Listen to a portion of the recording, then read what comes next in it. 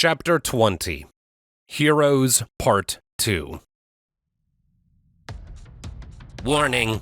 Law enforcement subroutines activated. The robot announced in a robotic monotone as its pod slid open, the machine clanking out amid the first echoes of gunfire. Hostiles detected. All citizens evacuate in case of injury or death. What the hell is that junk pile doing out? A raider shouted as he skidded to a halt, observing the scene of me crouched by the terminal while the robot advanced toward the raider. Firing. A red beam struck the raider in the face, and he was reduced to ash.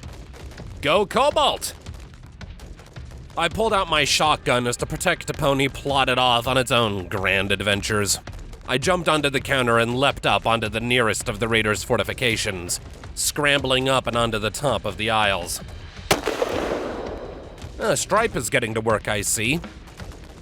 In moments, the entire Megamart had been thrown into chaos. The turret seemed to have caught all the entrance's defenders by surprise and gunned them down, now having turned its sights on the heavily cursing power-armored raider. The rest of the raiders were scrambling, the ones from upstairs having ran down only to be the first of Stripe's victims, while I spied a couple bolts of magic shooting into the crowd of dumbfounded ponies. They had never seen us coming. Get him! A shout came from near to me, and 3 raiders hopped onto one of the nearby bridges with very angry glares aimed at me. Beat him with his own legs! No thanks. I engaged Sats and targeted the 3 raiders, 1 shot per pony. When the spell went into effect, each one got their fair share of lead before falling from the tops of the aisles and down to the ground below. At least one of them was moaning in pain after impact, but their bar quickly blinked from view. Another raider got pegged in the side of the head by a bolt of magic, their friend giving a shout of rage as they turned their rifle towards where Cobalt was taking cover. They only got a single shot off before their head was reduced to paste by a sniper round. There was a crash as the 3 raiders from earlier burst in from the back areas of the Megamart, taking cover behind customer service and opening fire in my direction. A bullet pinged off my barding as I fell back off the aisle and to the ground, removing myself from their line of sight. I hope Ultrix is doing okay in all of this.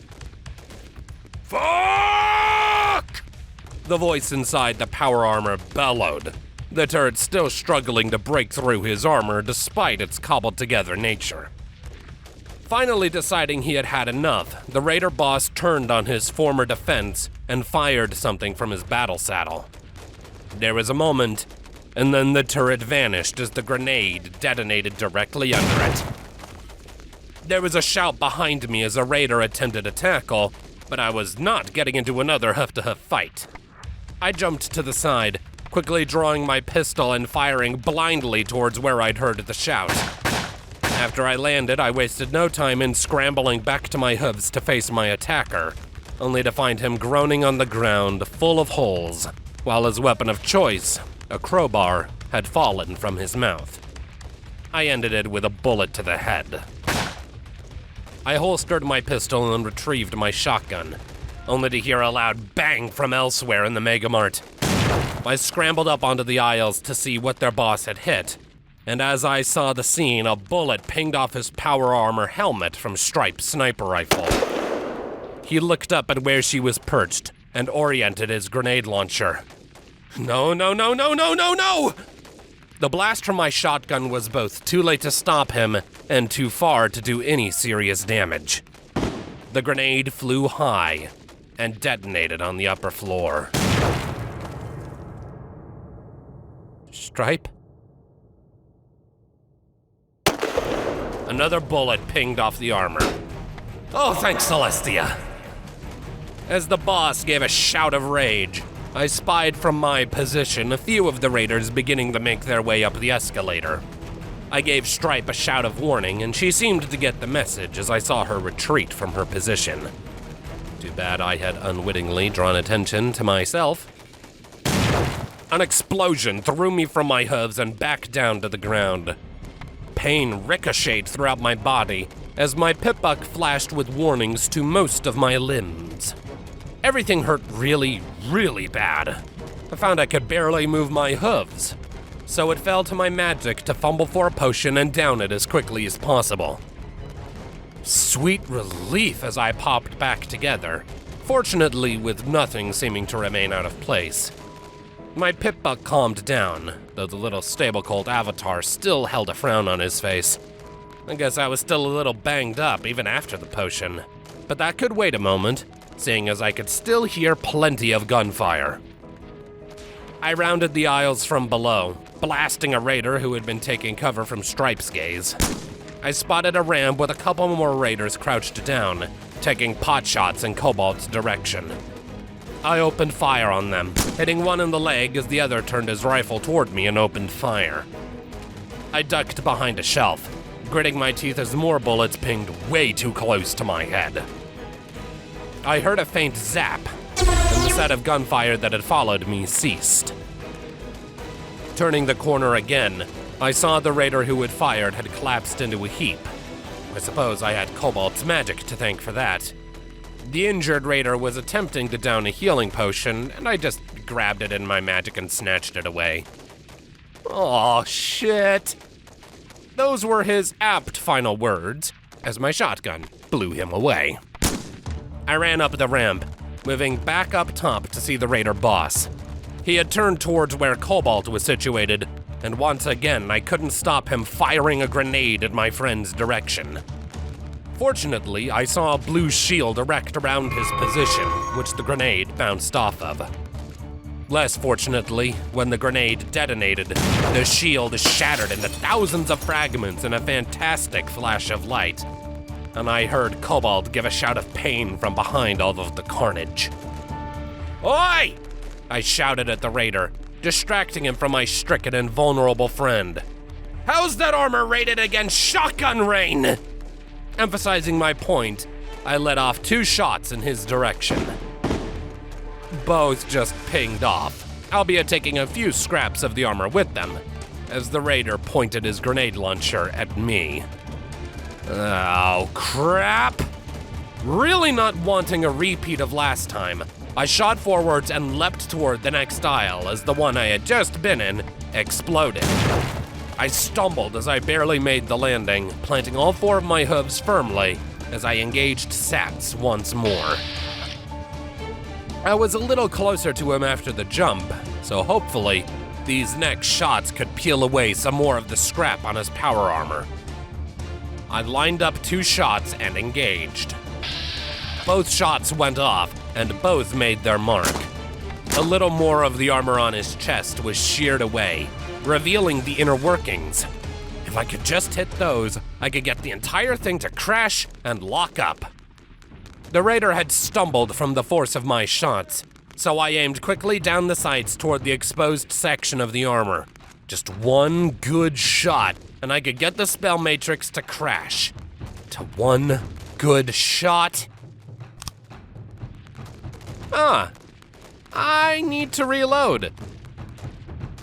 The raider hesitated a moment, but then I heard laughter from within the suit as he realized I was out. I swapped the shotgun for the pistol and unloaded. Issue was 9mm was not as effective in this situation. I think a bullet hit the exposed section for all the good it did, which was none at all. They were just too weak by comparison. It didn't help that the raider raised an armored hoof to block the other shots, and pretty soon the clip ran dry.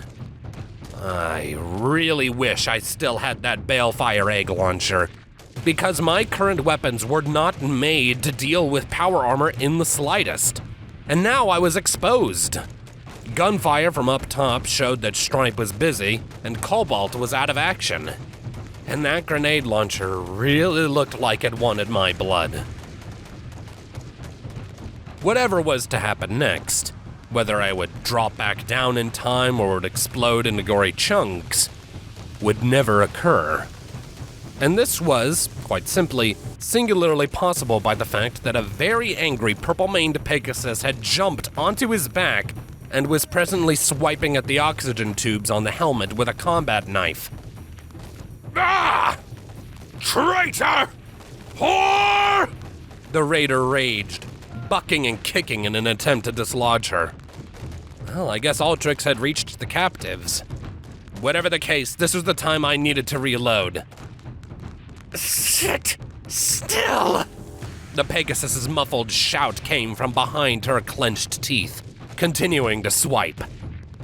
I got my combat shotgun reloaded, and I aimed it back at the duo. Damn, shooting now would mean hitting her too.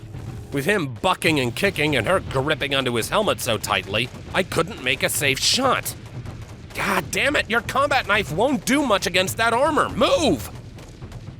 And then she jammed the knife into a gap beneath the helmet, prying with all her might as she tore it from the stallion's head. Fuck yeah! Oh! Her victory was silenced as she was finally dislodged, being knocked down between the aisles. Though she took the helmet with her.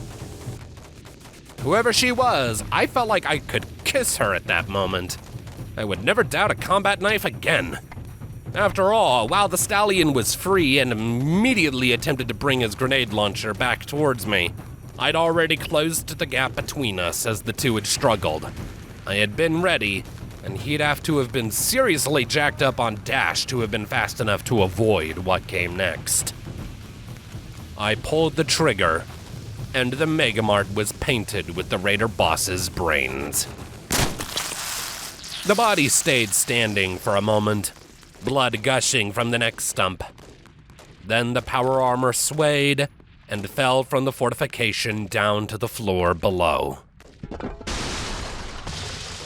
His death almost perfectly marked the end of the fight. A few final gunshots were exchanged up top, but I saw the remaining red bars quickly blink out as Stripe won her fight as well. After that, silence claimed the Megamart. That was the most intense fight I had ever been a part of. Dear Celestia, I could feel adrenaline pumping like crazy. One thing was for certain, I did not ever want to fight a Steel Ranger if that was what fighting a scrap suit of power armor was like. And I needed a breather. That was also certain. I stood there taking in deep breaths as I let the adrenaline drain away. Ouch, by the way. I could see why my Pipbuck was frowning. But as I did, I saw the Pegasus mare clamber back up from where she fell. She calmly walked over to the spot where the suit of power armor had collapsed, with its deceased occupant still inside, and I saw her glare down at it with contempt. "Asshole," she muttered, and I only just caught the curse from under her breath. Then she turned to look at me, and her expression showed nothing but suspicion. "And who the hell are you?" I'm Scrapheap," I introduced between breaths, steadily getting myself back under control. "Nice one.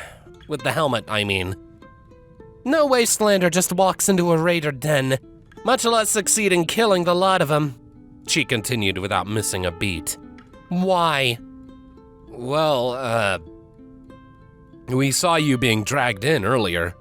Thought there might be some ponies in here needing help," I explained honestly, though I wasn't sure she entirely believed me. "I take it a raider called Face Pizza freed you? Or even a weird insect pony?" Judging from the way she bit her lip, I am guessing Ultrix had shown the prisoners her true form while freeing them. "Yeah, it's back by the cages." "Thanks. You should have her take a look at you, she's a doctor," I told her before trotting past the mare. I only made it a few steps before I turned back towards her, curious. "I don't think I caught your name." She didn't reply, only staring at me with that odd look. "All right then." "Scrapheap!" The call made me turn away from the strange mare, the voice being Cobalt's. I hopped off from the top of the aisle and down between them again. I rushed through the small maze, running over to where the green bars were on my eyes forward sparkle. And it was a very sorry sight that greeted me. Cobalt was standing with a healing potion in his mouth, blood leaking from the base of his horn. Near him was Altrix, seeing to the alarmed but cooperative prisoners. And they were not in a good way. There were a dozen or so of them, including one young filly. All of them had bruises covering much of their bodies, alongside a multitude of other wounds. Many were starved, and Altrix was presently setting the bone in a mare's broken leg. They were all dirty, huddled together, and looking at us in absolute terror. Though the looks at Altrix, I noted, seemed more confused. Not surprising, since a strange bug creature who can change faces was now giving them medical attention. "You're all right," Cobalt said in relief as he finished his potion. "Was that all of them?" "Stripe finished the last of them upstairs. I'm sure she'll be along in a minute," I responded, and I couldn't express how glad I was we'd all made it out in one piece. Still, though, that could wait. "Are they going to be all right?" Cobalt grimaced. "Well, you can see that Altrix is seeing to them, but they haven't said 2 words to me." "They hurt them," Altrix muttered as she reassured the crying mare, whose leg she had just reset, moving to give her a healing potion to repair the damage. "Altrix, what have they said to you?" Altrix bit back a sob. She was trying so hard to stay composed for them. "They said they beat them for fun. That they played with the mares." She glanced at the filly, who was shaking in the tender grasp of who I assumed was her mother. "All the mares." I went to reply, to comfort her in some way, but how could one respond to that? I had known this was probably going to be the case. It was raiders that were involved, but... well, I guess seeing it is another story altogether. "What about the Pegasus?" I finally asked. "Did they say much about her?" "She was one of them," a nearby mare explained. "I saw her with them, guarding. But..." The mare paused a minute, and I waited patiently for her to continue. Pressing these ponies in their state was not a good idea.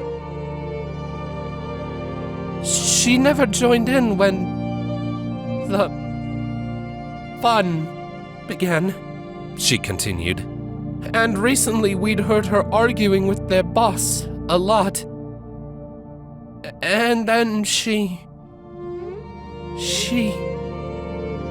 tried to spring us," the stallion concluded. "Almost got away with it. But she got caught at the last second and had to run. Then shortly before you came in here and blew the bastards to hell, she got tossed back in here with us." "So she, a raider, tried to save you?" "That's..."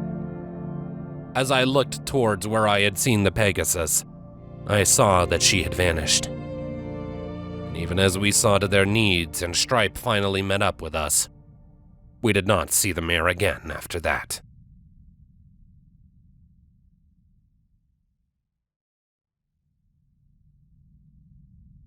We stayed for a few more hours. Altrix had given them all the medical attention that she could, but eventually the prisoners were as well as they were going to be for travel. We had gone through the raiders' things, patched together as much non-raider-looking barding as possible, as well as weapons for them to use. Food and medicine was also a priority. We wanted to make sure these ponies had everything they were going to need. In the end, we managed to get most of them armored up, and every adult had a gun with a decent amount of ammo in their possession. I'd say they were a well-armed group of settlers when we were through, not a prime target for the average raider or critter. Once all was said and done, they thanked us for the rescue, though they had nothing to give us in return.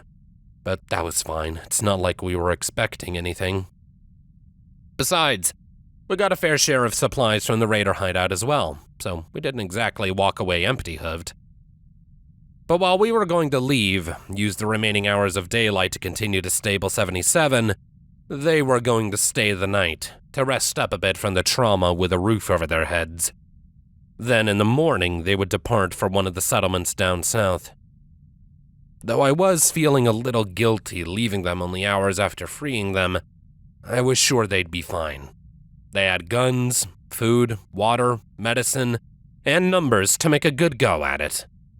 It also helped that Cobalt had reprogrammed the Protect-A-Pony to accompany and guard over them, which they'd been rather keen on. So we left, through the front doors of the Megamart, deactivating the mines as we went, and stepped back out into the cloudy wasteland day. They'll be fine, right? Ultrix asked quietly. I never knew someone could go through so much. What does not kill you makes you stronger, Cobalt quoted. So they say, at least. Indeed, Stripe agreed. They have been through unimaginable suffering. They will not allow themselves to return to it so easily. Not with the guns we gave them, I added in. They'll probably make their way down to New Appaloosa, maybe, or Friendship City. I'm sure either would be glad for a Protect-A-Pony. Are they nice places? The changeling inquired. Nice enough. Better than anywhere not inside walls, anyway, I answered, looking around the area. Okay. I'm glad. I think they deserve a bit of happiness. After this, who could disagree? A familiar robotic voice stated, and sure enough, down floated Watcher in all his hovering glory. So, everything went well? I deadpanned back at the little annoyance. Wouldn't have killed him to give us a heads up, would it? Yeah, he replied sheepishly. I'm sorry about that. I needed to see what you would do when faced with the choice of saving them or saving yourselves. You already know we are out here to assist the changelings, Stripe challenged. Why did you need to see this without telling us before, Hoof? It's a test of morality for those with, potential, Watcher explained. I'm sorry I was evasive, but I put both Little Pip and Blackjack through the same thing. I frowned. Who? Watcher chuckled. You aren't the only ones who want to help ponies. In fact, I think there's a record number as of late. Even this little filly over at Route 52, Puppy Smiles. She's an interesting case, though. I think everything about this could be described as interesting. So what happens now? Cobalt asked the sprite bot. We passed your little test, so what? Well? Watcher hesitated. I don't know. I don't know if you're the people I'm looking for. Candidates, perhaps, but you're not the only ones. Candidates for what? But, be that as it may, you should keep up the good work. I gave him a puzzled look. Good work? You saved those ponies. As a team. As friends, Watcher explained. As for the changelings, they were once a massive threat to everything Equestria had. A love-hungry swarm that wanted to consume everything and every pony. I heard Watcher's sigh through the radio, and he took a moment before continuing. But after 200 years, even they deserve a second chance, he decided. Help the changelings survive in this wasteland. To accept friendship is the way to rebuild this world. Don't let them fall back into the monsters they used to be. So this is what Watcher wanted. Second chances, and for friendship to replace the brutality that is the Equestrian wasteland. Those were some lofty goals, but if there was a way to start rebuilding the world, well, why couldn't it be this? You can count on us, weird floating ball thing, I said to Watcher, giving him a smirk. So we ever gonna meet the voice behind the bot? Nope, he responded with a chuckle. As DJ Pone3 would say, keep up the good fight. I'll be watching. A burst of static, and Watcher was gone. We watched the sprite bot go, sputtering its little tune as it went. Do you think we can really make a difference? Ultrix asked curiously. Could we? 2 ponies, a zebra, and a changeling? Then I thought back to that Pegasus, a raider who tried to do the right thing in the end, who'd probably saved my life. Maybe we couldn't change the wasteland, not overnight. But I guess small things add up eventually. I don't know, I answered honestly. But I think saving your hive, well, that's a start. And it's worth a shot.